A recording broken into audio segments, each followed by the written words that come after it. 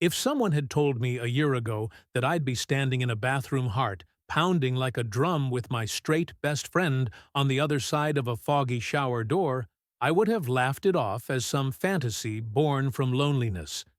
But now, thinking back, maybe the signs were always there. Small, fleeting moments I had brushed off, hidden behind jokes, or buried beneath the kind of silence only fear could craft. Jake and I had been best friends since ninth grade. We met in history class when we both failed the same pop quiz and ended up laughing our way through detention that afternoon. Since then, we'd been almost inseparable. He was everything I wasn't: outgoing, athletic, easy to talk to, and comfortable in his own skin. I, on the other hand, was quieter, more observant, the kind of guy who blended into the background, unless someone needed help with their homework or a ride home. Despite our differences, something just clicked between us. We built a friendship on shared jokes, late-night drives, and countless weekends spent gaming or hanging out at each other's houses.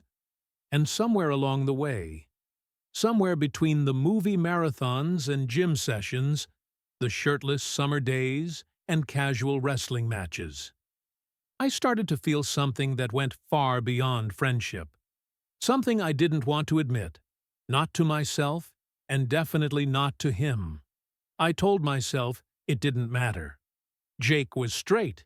He dated girls, plenty of them in fact, and always had some new story to tell about the latest girl who ghosted him or the one who still texted him at 3 a.m. It became a ritual of ours, me listening, nodding, pretending not to care, while I tried to ignore the quiet ache that pulsed in my chest every time his smile lit up, talking about someone else. But I never said anything. How could I? It wasn't worth risking everything we had over a feeling I wasn't even sure was real. Besides, it wasn't like he'd ever hinted at anything more than platonic affection. At least, not until recently. There had been a few moments, small, strange moments, that left me second-guessing myself, like the time we'd gone swimming last month, and he swam up behind me in the pool, his hands on my shoulders lingering a little too long, or when he had crashed at my place after a party, and despite the spare bed being perfectly available, had climbed under the covers with me, like it was the most natural thing in the world. We hadn't said a word about it. The next day, maybe I was reading too much into things, or maybe I didn't know. Maybe I just wanted to believe there was something more. That's what I was thinking. The night it all started Ed to shift. It was just another one of those casual nights. We'd hit the gym together after work, laughing our way through a half-hearted workout, and racing each other on the treadmill like we were still in high school. Afterward, we picked up takeout and headed back to my apartment. This had become a routine, Jake crashing at my place whenever he didn't feel like going home, tossing his gym bag by the door, and immediately making himself at home on my couch. I loved having him there, even if it made things complicated. The way he sprawled out like he owned the place, the way his laugh echoed in my small apartment. It filled a silence I didn't realize I'd been living with. We watched a movie, barely paying attention, and talked over most of it. And when it ended, neither of us made a move to turn in. Jake just sat there, one leg folded under him, his arm resting behind me on the back of the couch, so close I could feel the warmth of his skin. "You mind if I shower?" he asked, stretching lazily, his t-shirt riding up just enough to expose a sliver of toned ABS. I blinked, suddenly, struggling to focus. No, go ahead. Towels are in the usual spot." "Cool," he said, getting up and grabbing his bag, but not before giving me a smirk. "Don't miss me too much." I rolled my eyes, trying to keep it playful. "Yeah, I'll cry the whole time." He laughed on his way to the bathroom, and then the door clicked shut behind him. A few seconds later, I heard the water turn on. I stared at the black screen of the TV for a moment, but my thoughts were anything but still. I could hear the shower running, the steady thrum of water against tile steam was already curling out from under the bathroom door, and the image of Jake behind that curtain water gliding down his back. Steam softening the edges of his body flooded my mind before I could stop it. I shook my head, trying to will the thoughts away, but they kept coming, uninvited and unwelcome. I hated how easily my mind betrayed me, how much of him lived in my imagination these days. I stood up, restless, walking around the apartment like I might find some kind of distraction in the fridge or the bookshelf, but nothing worked. My heart was racing, my hands clammy, and I cursed myself under my breath for being this wound up over something so stupid. And then I heard it. "Hey." Jake's voice called from inside the bathroom, muffled but clear. "Can you toss me a towel? I forgot to grab one." I froze. My eyes snapped too. "Them! You didn't do anything wrong. Then? What is it?" His voice was closer now. I looked up instinctively and realized that the curtain had been pulled back slightly. Not all the way, just a few inches, just enough to see the curve of his shoulder, the slope of his chest glistening with water, his expression partially visible through the haze. There was no teasing grin this time, just a quiet, steady curiosity. And something else. I couldn't name. I can't. I said, my voice hoarse. It's complicated. Jake's brow furrowed, and he tilted his head, just slightly. Complicated. How I hesitated again. The fear had me paralyzed. Fear of saying it. Fear of seeing the look in his eyes shift from openness to something colder. Fear that he'd step back, wrap the towel around himself, and walk out the door, taking every piece of what we had with him. But he didn't move. He just stood there, still dripping, still watching me, waiting with the same patience he always had when I was struggling, and suddenly I was tired of holding it all in. "I like you," I said. The words came out so quietly, I wasn't even sure I'd said them out loud, but I saw the flicker in his eyes, that tiny shift in his expression, the way his lips parted just slightly, in surprise. The seconds that followed stretched into eternity. The silence between us dense and suffocating. I couldn't breathe. I wouldn't move. "I like you," I said again, firmer this time, as if saying it a second time might make the first less terrifying, not like a friend, not like a joke, not because I'm lonely or confused or whatever else. I've been trying to ignore it, but I can't anymore. His eyes searched mine, and for the longest time he didn't speak. He didn't smile. He didn't pull the curtain closed.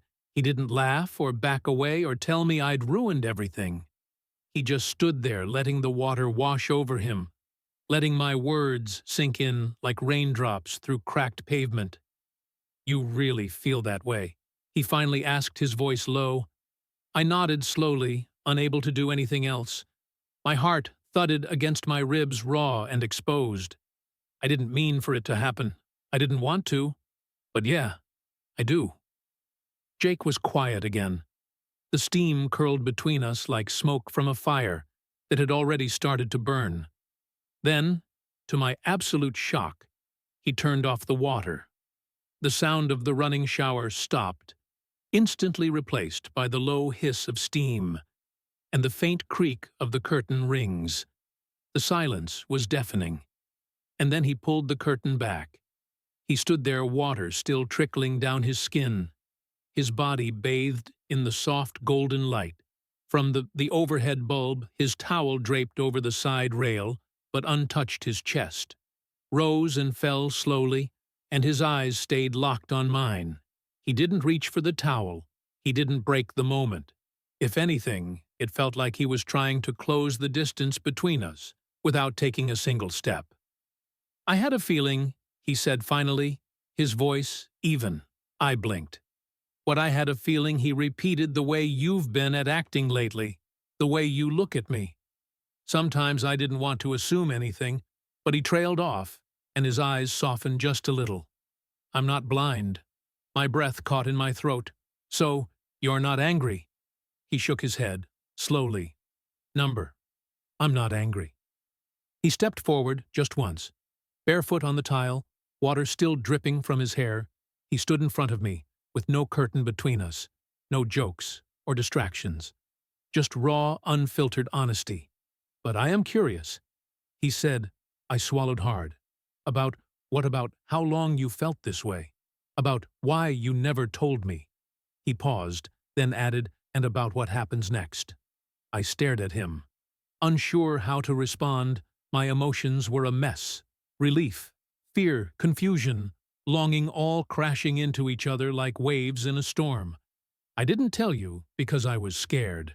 I admitted I thought it would ruin everything. Did it? He asked. I don't know. Yet. Jake's lips quirked into the smallest of smiles.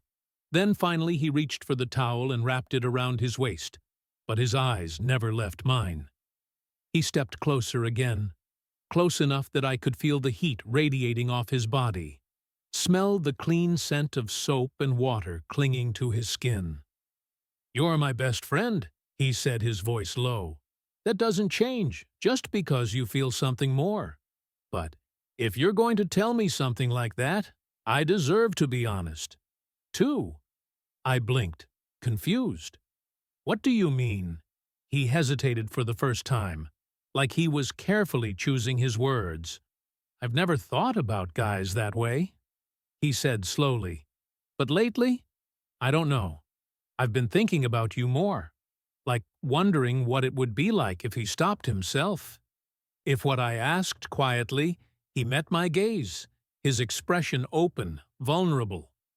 If maybe this thing between us isn't just one-sided, the room spun slightly. I couldn't speak. Then he leaned in, not close enough to kiss me. Not yet, but just enough that I could feel the air shift between us. You said you didn't mean for it to happen. But maybe neither did I. I stared at him, my heart pounding so loud it echoed in my ears. And I don't know what that means. Straight, I said, the words tumbling out awkwardly. But honestly, he smiled. A little crooked, a little unsure. Yeah, so did I. Maybe I still am. I don't know. But I know what I felt when I kissed you. And I know it wasn't. Nothing. My breath caught. He wasn't saying this lightly. He wasn't just playing along or indulging me. He meant it, every word.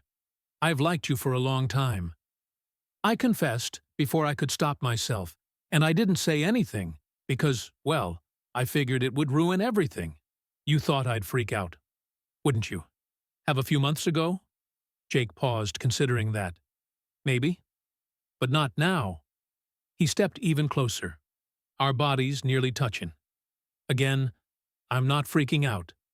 I'm standing here with you, in a towel in your bathroom after kissing you, and all I'm thinking is, why the hell did I wait so long to figure this out?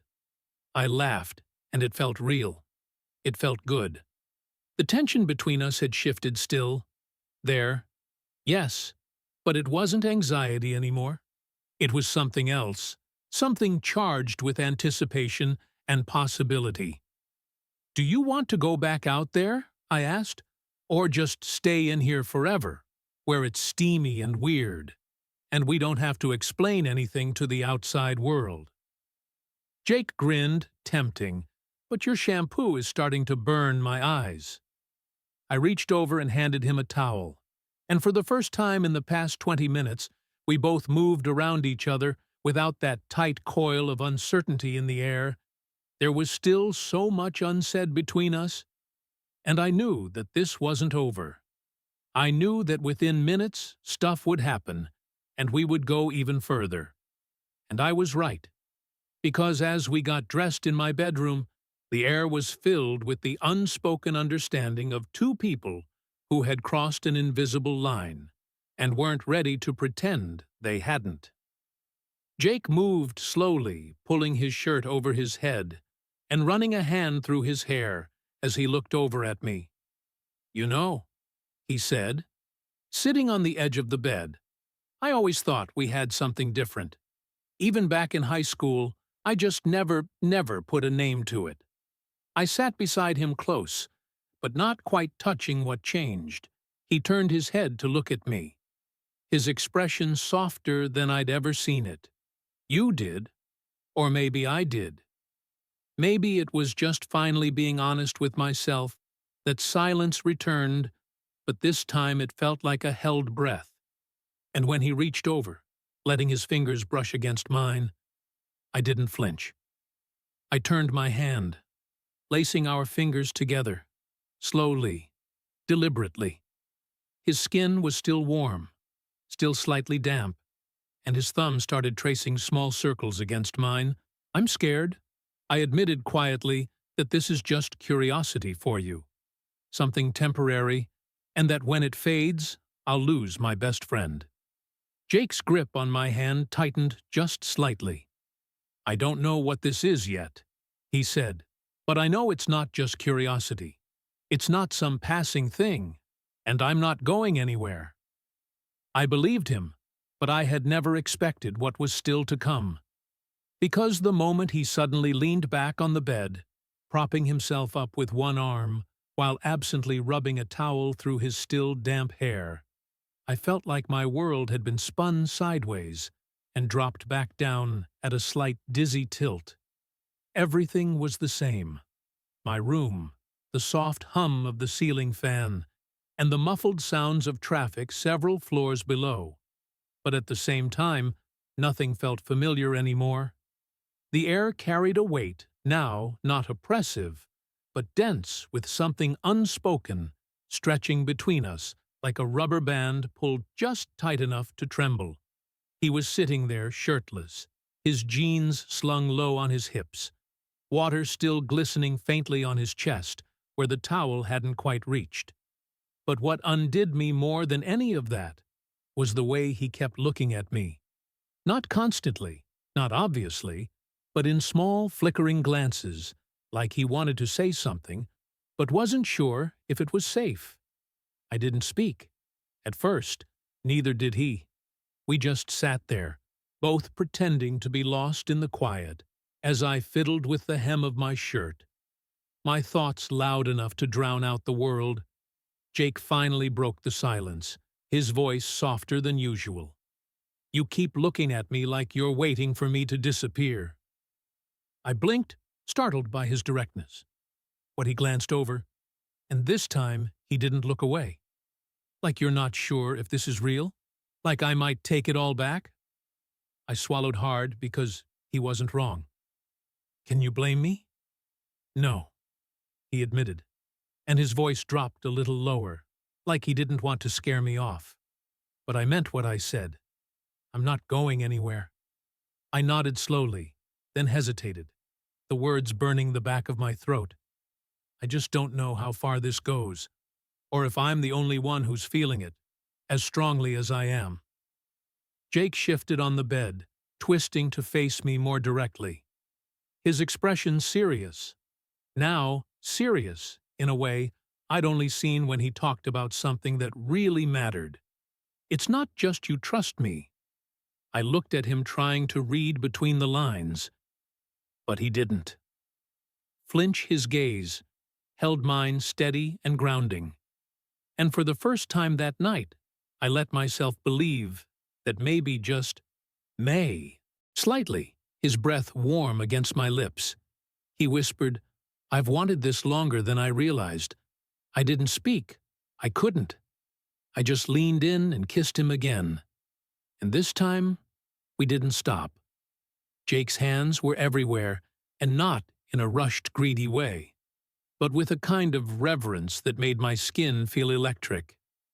He touched me like he was discovering something, like he was both confident and nervous. All at once, I could feel the way his fingers paused here and there, the slight tremble in his grip, the hitch in his breath. When I pressed my lips to his collarbone, we moved toward the bed, slowly, wordlessly, every step, a question asked and answered in touch rather than speech. I fell back against the mattress, and he followed, bracing himself above me with his forearms, his eyes locked on mine. He looked breathtaking like that, his hair still damp, his chest rising and falling with shallow breaths, his expression soft but filled with heat. "Tell me if you want to stop," he said again, and I could tell he meant it. That no matter what, he'd never push me past where I wanted to go.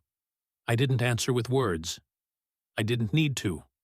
I just pulled him down into another kiss, and felt the rest of the world fall away. Everything about it felt new. But not in the awkward way first experiences usually do. It was new, in the sense that we were both learning something about each other that had always been there just beneath the surface, waiting to be brought into the light. It wasn't perfect. There were moments of hesitation, breathless laughter when we bumped knees, or when he nearly kneed me, trying to shift positions, but none of that mattered. What mattered was the way he held me, the way he looked at me, like I mattered, like he wanted this just as badly as I did. The longer we stayed wrapped in each other, the more I felt the fear recede, washed away by the rhythm of his breathing and the slow, grounding weight of his body pressed against mine. And then, all of a sudden, we both pauses for a moment. The silence that lingered between us was no longer hesitant or uncertain. It was heavy with meaning, electric, with everything unspoken. Finn pushing against the dam.